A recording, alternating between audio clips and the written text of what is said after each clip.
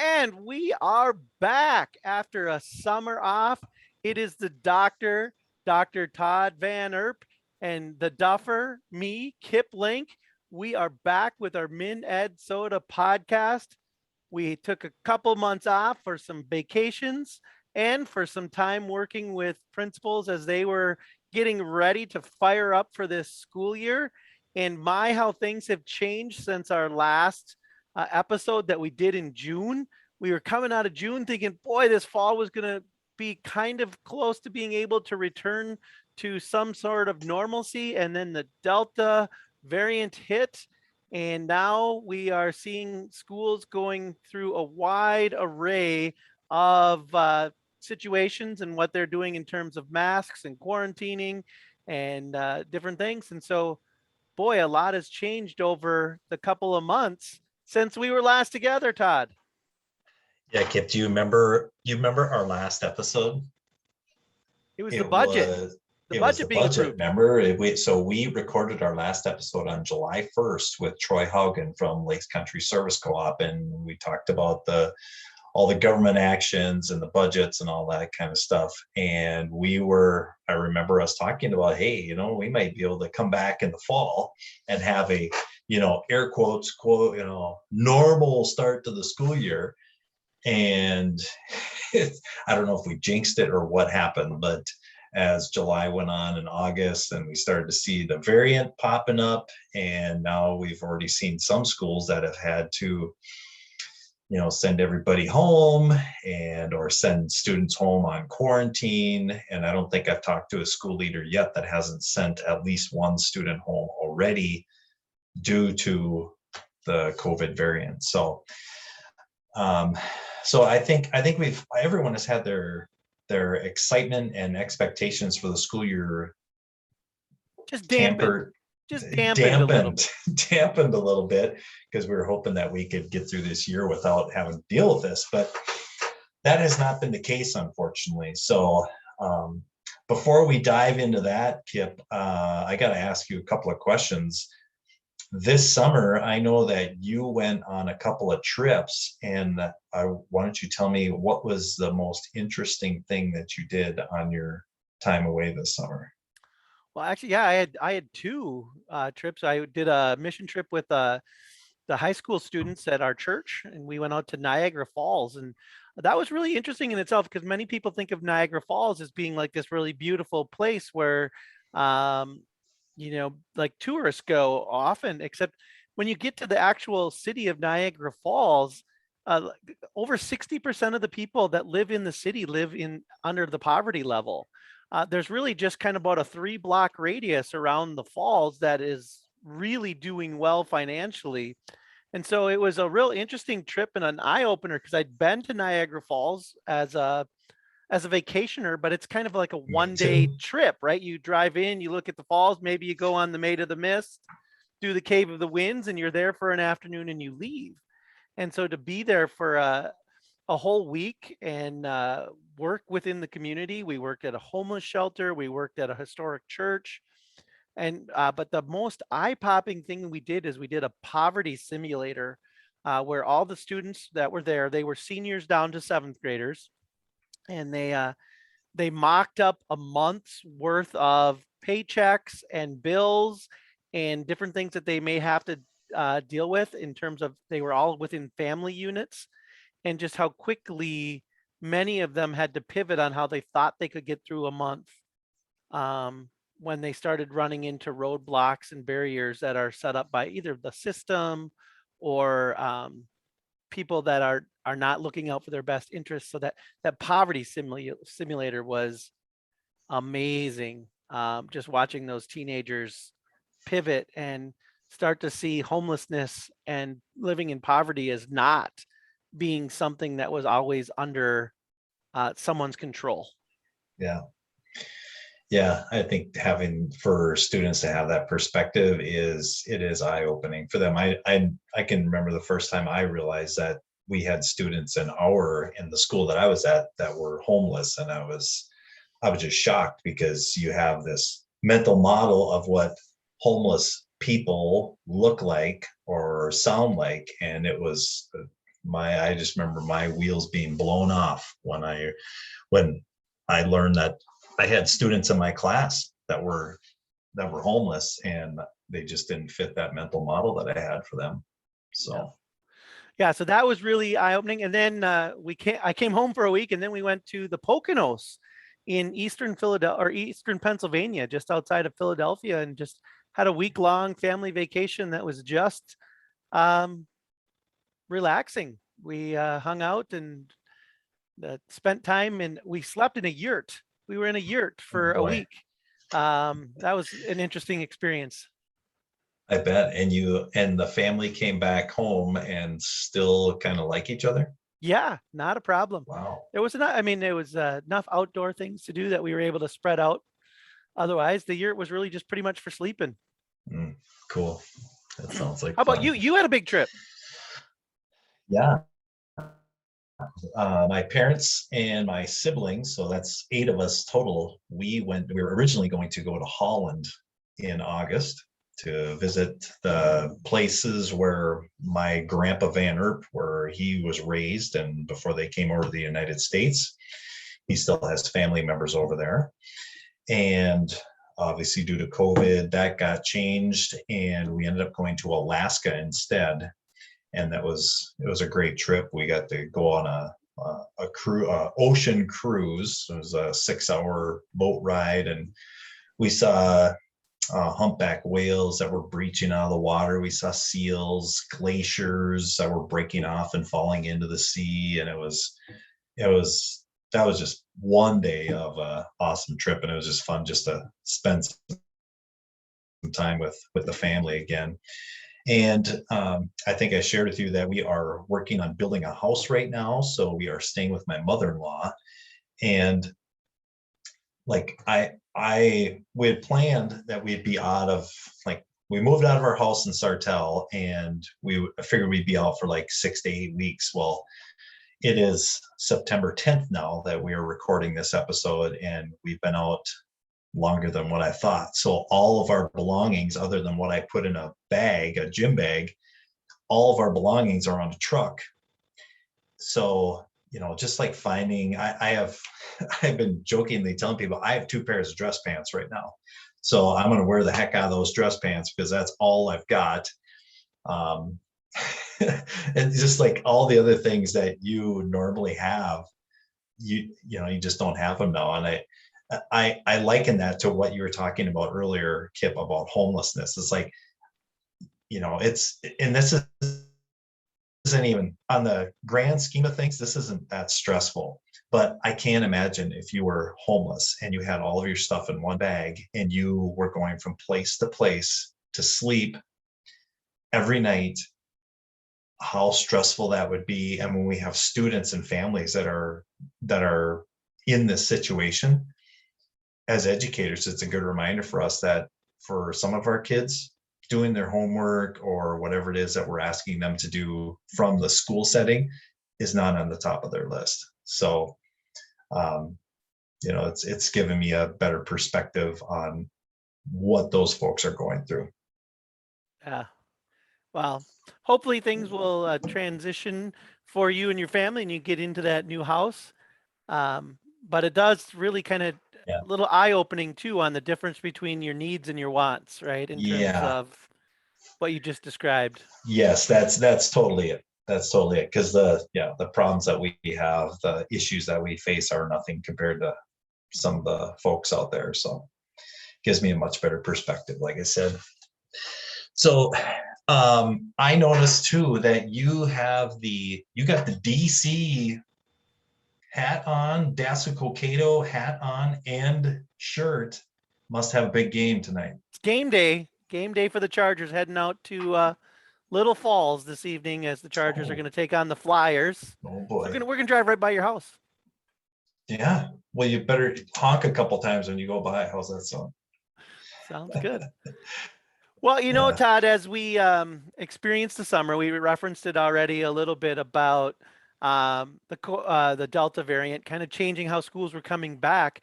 But one of the things that our principal leadership support team did this summer was we did a 3-session series around leadership team development. And there's been so many things that have kind of come out of that leadership team development series that we did that has been so applicable. I've spent so much time in the last month talking with principals, both that are new to their position and those that have been in their position for a while, and some that are opening new buildings um, around leadership team development, but more specifically, like building vision and mission. And not only for your school and your site and building it off of kind of the district, but even for each individual team that is meeting. And I just, I just can't get over how often I've had that conversation and, and around something that probably 10 years ago, I would have said, oh, vision, mission, blah, blah, blah, right? Like they're all kind of the same. Yep. But as we've come through the pandemic and now we are trying to transition to a new normal, those vision and mission activities and core belief activities just keep coming up in conversation and being there to make life so much uh, less complicated when you have that well established. Because anytime you have to make a decision now, you just go look at your vision and your mission and your core beliefs and you go, how does this align?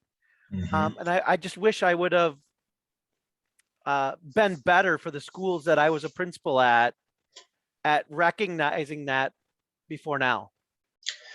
I think one of the things it does too, Kip, is helps not just schools, but like you were talking about different teams, whether it's your leadership team or other teams that you have within your organization, just helps you focus the work.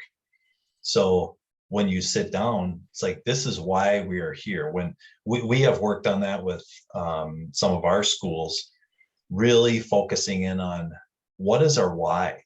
Like, why are we here? Why are we doing the work that we're doing? And everything then helps your team to stay focused on the why. So we have taken some pieces from the leadership team development series and implemented those with schools that we work with as well. Um, we also in the talk a little bit about the goals and action steps and how you make those come to life in leadership team development. Well, again, Todd, that was an area that I just wish I would have been better at. I mean, the things I've learned since being in this role and being able to talk with other principals have been just so critical. When we start thinking about that vision and mission and goal, right? There's short-term goals and there's long-term goals, but when we're talking about like our vision and our mission, I mean, like that is like a utopia. We may never fully get to our school's vision. I think of all the time, like if I were to go back and if I were a high school principal right now, my vision would be something as simple as this is 100% of our students would graduate on time, ready to make the decision on what they would like to do in their post-secondary life, right? Like, so they have all the skills and the tools to make the choice themselves. Do I want to enter the workforce? Do I want to go to like the tech ed route? Do I want to go 4-year institution? Do I want to travel for a year? Right? Whatever it happens to be, but they graduated on time with those tools to be able to make that choice. That they didn't get pigeonholed into something based on the system that they came through. Mhm. So when you get that vision, now we have to start like backing up. Okay, so where are we at currently? And so we want that to look like this in 4 years, 5 years. I don't know. I don't know what that number is. But then we just start backing up and say, okay, if this is what utopia looks like 5 years from now, where does it need to be in 4 years? Where does it need to be in 3 years? Where does it need to be in 2 years? Where does it need to be at the end of this year? Where does it need to be at the end of this month? Right? Mhm. Like we have to start like hitting those small action steps and putting them in there.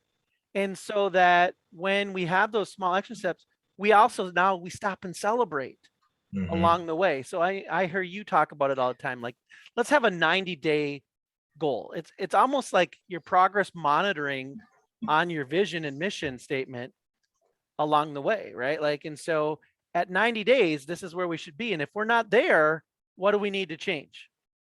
Yeah. And, but it also allows you to celebrate, right? That's the part that I think we forget often too, is that like, even though we haven't achieved the end of the goal yet, by setting action steps with measurable outcomes along different time frames, you can stop and celebrate all along the way. And so, just making sure that we break our long-term goal up into measurable pieces that are in smaller chunks so that we know if we're on the right path or not. Yeah. Yeah. I would agree with that. The 90-day thing was something that I've stolen from Robin Jackson. For those of you that are podcast listeners, Robin Jackson hosts a podcast called School Leadership Reimagined, and she talks quite a bit about thinking like a builder. Instead of, most of the time in the schools that I was at, we would create year-long goals. So at the end of the year, this is where we wanted to be. But as a leader, I didn't think about what are those checkpoints along the way. And that's if you liken that to a house analogy, I can have a house, in 90 days, but if it has a tar paper roof and paper insulation and sticks for the siding, I'm not meeting that standard of quality that we've set for ourselves. So as a leader, I wish that was something I would have done, is to have set those benchmarks along the way. And then like you're talking about, Kip, when we hit those benchmarks, let's celebrate the fact that we got to that point. We still have work to do, but a lot of the work that we do over the course of a year, or if we're implementing a new initiative that might take 3 to 5 years, celebrate those wins along the way, so that we keep moving forward toward the mission and the vision that we have set for ourselves. Well, and the other thing that we tend to do is we want to go so fast, right? Like we have this sense of urgency, and we need to have that sense of urgency, but we forget to slow down and really examine ourselves. And when I say ourselves, that means like ourselves as leaders, ourselves as a site, ourselves as a group of teachers. But we don't stop and examine ourselves and really set ourselves up so we can go fast. We end up skipping things. Like, have we Because stopped and that's because we're doers, right? And especially the people that that get would into leadership positions. We're doers. We want to get things done. yeah, and that would go back into like the Robin Jackson. She really, she talks about managers, leaders, and builders, right? And it's kind of in that progression of if we really want to be builders. And so, like, have we stopped and have we um, examined our core beliefs? Do we know who we are? What three things do we stand for more than anything else? And writing a personal vision statement or a personal goal statement that goes with it. And now you go and you do that with your staff, or you do it with your team, whatever team that is, your leadership team, your PBIS team, your climate and culture team, your technology team, right? I mean, we've got teams for all kinds of things. But if we go and we find out what are the core beliefs of the people of that team and what things do we have in common, now when we start looking at implementing something or changing a policy or a practice, we stop and try to align that with those core beliefs that we said, here's who we are. Anthony Mohammed in his books and in his school in Detroit, right? Like they set these, like they had 9 core beliefs at that school in Detroit, you know, that so anytime they were doing something, they would just compare it to their core beliefs and say, where does this fall? And if it's in conflict with what we say is true, then it's not something we should do. And the example I share with people all the time right now is like often we will hear teachers say, right? Like, oh yes, all students can and will learn. And we know that they learn at different rates. And yep, we know that they learn in different ways. But then we go look at our grading practices and Bingo. we have quarter classes and we say, nope, if you don't have it after, 9 weeks, sorry, you fail. Right? Like we've now just gone against what we said to be true. We know kids learn at different rates and in different ways. And did we meet their need? Well, obviously we didn't. And so like, why are we freezing our grade book? Or just being able to ask those questions, but you got to have your overall core beliefs and what you believe to be true about your education system so that you can always be checking for alignment. I mean, if we went through right now, we could probably go through any school's policies and handbooks and find practices and policies that go completely contrary to what they have stated as their school vision. Yeah, and it makes me think of two things. Number one, when you're talking about the grading challenges, I've had a number of schools ask me for support in standards-based learning. So instead of you're talking about the quarter thing, if a student hasn't learned something by the end of the quarter, then their grade reflects that. In the standards-based system, students have time to learn and show that they have learned those things. I'm gonna backtrack a little bit too to what we're talking about. As leaders, we get things done. I use the strengths journal. I don't know if you've ever heard of it, but it's based on the the Clifton strengths. And I would bet a lot of money that a lot of school leaders, they identify in their top 5 traits is that of an achiever. So when you're talking about doing things and we move on, like when there's a problem, we fix it or we solve it and then we move on to the next thing. So we don't necessarily take that time to look at the broad picture. I'm kind of jumping all over the place here, but I know that like when you were talking, it just brought up a lot of ideas in my head. Going back to resources, Kip, when you're talking about looking at policies and procedures that don't align with what our values are, this is a great time for school leaders and leadership teams to go back and look at, student handbooks, procedures, grading practices, and start having those critical conversations now. Especially since we're just coming out of a pandemic, this is a great time to take a look at those things. And we do have resources that we can share to help with those audits, if you want to call them that. Yeah, exactly true. Exactly true. And but again, we have to stop and identify who we are as individuals, who we are as a collective whole. What do we stand for? Because that's the hill you're willing to die on, essentially, right? And so as we work our way through that process, and the other piece that I think is really critical as you're building these leadership teams, and like I said, when it could be an instructional leadership team, it could be your technology leadership team. I'm working with a couple principals now that are opening new buildings, so it's like transition teams, right? Like they're trying to bring a couple of sites together. So they might have a short-lived transitions team, but that is still a leadership team. Is figuring out, okay, what's our vision and our mission, our purpose for existing of this team? How often do we need to meet? What do we stand for? But then starting to figure out, how are we making decisions?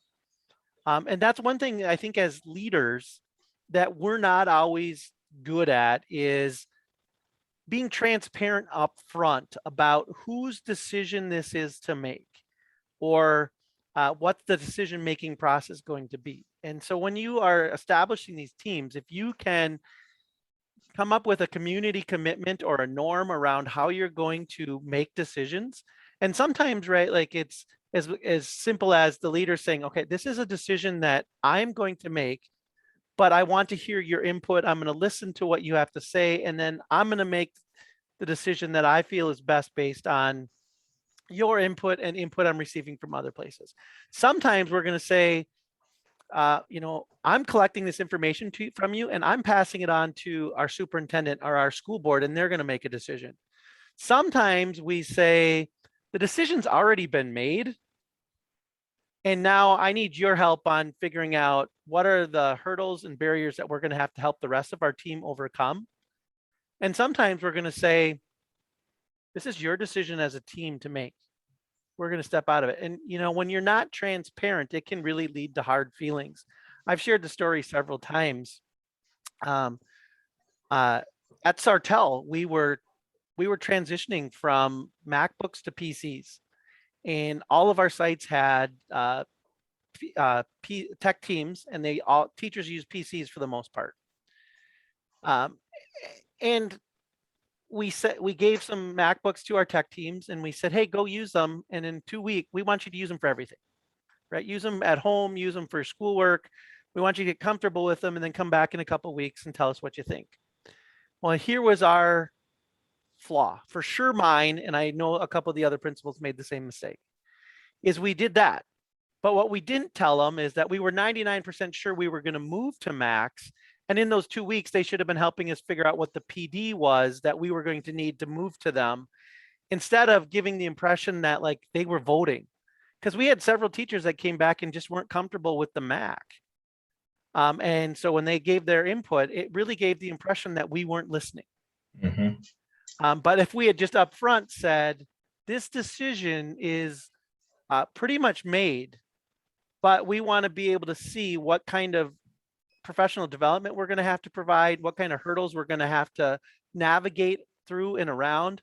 And we didn't do that. And there was some really hurt feelings by some really tremendous staff members that we gave the false impression that they were voting instead of, you're giving us feedback. And, I've done that several times in my leadership experiences. And I found that like the better we can be on being just transparent up front, like the area that I know I do it best in, it's like when we're interviewing. And I always bring teachers in to be part of the interview process, or other staff members. But the first thing we talk about in that morning is, this is going to be my decision to make at the end of the day. You are here to help provide input. We're going to talk about the strengths and the weaknesses of every candidate, the pros and the cons. You're going to be able to share who you might be comfortable with and who you might not be comfortable with.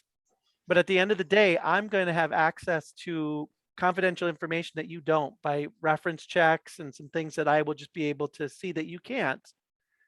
And so I'm going to make the decision. And then on the flip side of that too is, I'm also making the decision because if this person doesn't work out, I'm the one that has to let them go.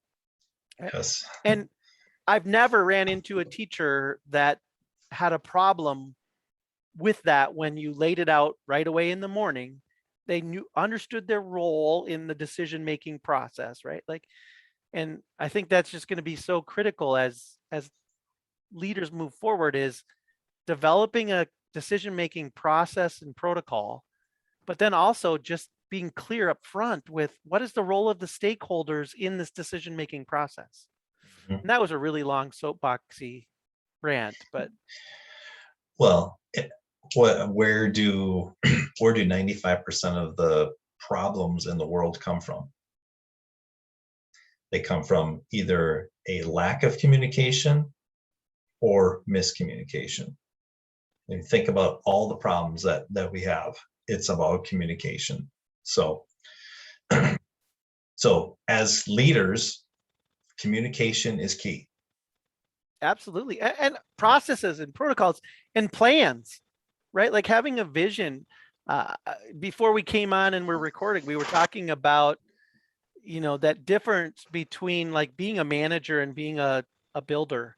And we've referenced it even in here a little bit, but how often do we as principals get stuck, and we do it to ourselves because we're people pleasers. We want everyone to feel good, but we get really stuck in the managerial side of leadership instead of on the visionary side, and then supporting teachers and paraprofessionals and bus drivers and kitchen and clerical and whoever, all of our people that we need to educate kids, every one of them is a critical component, right? We forget to empower them to kind of run with those things, and we become kind of just that manager, like we're here to put out the fires. And ultimately, if we can make ourselves as principals the least essential daily employee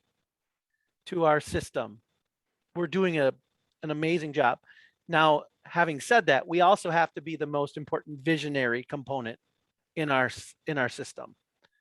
So like being gone for a day shouldn't matter. But being gone for a month is a problem, right? Yeah. Well, and that brings, when you're talking about the vision mission again, Kip, it brings me back to what we've talked about on this podcast before about, like, if you know what your vision and mission is, that's going to help you in your daily work. It's going to help you run your calendar. Because if there's something that you have to do that is not part of the vision and mission, then you shouldn't be doing it. If it is part of it, then you should be carving out time in your schedule to do those things. So if that means being an instructional leader. I just was talking with a school leader the other day, like that person has made a commitment to be in classrooms and wants to be an instructional leader, and it's been reflected on that person's calendar, which, that's awesome. Right. So, Like when we get to a Friday afternoon and it's 3:30 and we look back at our calendar for the week, did we live our priorities? yeah, Did we live our core beliefs? Did what I did this week, was that helping achieve our vision? Maybe we need to yeah, just wrap it up right there, because I think yes, that was like the capstone of the whole conversation, is being able to look back and you're almost like talking legacy, right? Like, what's my legacy? And did we firmly establish a vision? Did we take steps towards that vision? And were people feeling empowered? And it was a collaborative effort to do that. So good stuff. oh yeah. Well, we should probably let people know what is our plan for this year, Kip, as far as this podcast, because we were trying to get a podcast out every week once we started was that March when we started last year? Somewhere around there. Yeah, we had about 3 months worth of episodes. Yeah. And, looking at my schedule and my responsibilities this year, I know that I'm not going to be able to do a podcast, record it every week. And I think you're kind of in the same boat. So in our conversation, I think we're looking at maybe doing a podcast, dropping an episode every other week. Does that Yeah, work for you, we're, Kim? we're going to for sure get one a month, if not two. And who knows, if we, ever run into some kind of an amazing guest that's available tomorrow, then we can drop another one. But I'd expect them every couple of weeks. Yeah. So as we keep moving forward here and getting our episodes up and running again, our podcast up and running, there will be times when we will have guests on. There might be some episodes where it's just Kip and I talking about things that we are working on our principal leadership support team through the regional centers of excellence. And it might be like a special episode like Kip was talking about, where we get our hands on a special guest and we get to talk with them for a period of time. So Kip, I know that you have the list of places where people can find us. I know that I've got our podcast up on Apple Podcasts, on Spotify. What are some of the other platforms where people can find us? Ooh, you're putting me on the spot. I'll extend things out. Maybe I'll tell a joke or maybe a dance. No, I don't think anybody wants a joke. We or a are dance available on Anchor, Breaker, Google Podcasts, Apple Podcasts, Pocket Casts, Radio Public, and Spotify. If you can't find us, you're not trying. Yeah, we are all over. We're all over. So we're not big time yet, though, because we still are about like 20 listeners per episode. But shoot, okay, I got to start paying some family members again to start listening or something. Well, Kip, it's been awesome to connect with you. We've been missing each other all summer long, and it's good to see you, good to talk with you again, and I'm looking forward to creating some more episodes with you this year. So good luck to the Dassel Cokato Chargers. That's right. I wanted to say Dassel Cokato Saints, but I'm like, no, that's their amateur baseball team. That's baseball. Yep. I'm glad I got that right. And tonight, the Rocori Spartans travel to your and my old town, Sartell, to take on the Sabres tonight in high school football. So good short drive. Should be yeah, it's gonna be much shorter than your drive. So just behave in Little Falls. Don't get on the police blotter in Morrison County. That would put a mark on our principal leadership support team. So behave up there. I'm sure I will. Yeah, and why for some reason I just don't tend to believe that. All right, well, welcome everybody to the 2021-2022 school year and the first episode of the second school year of the Min Ed Soda podcast.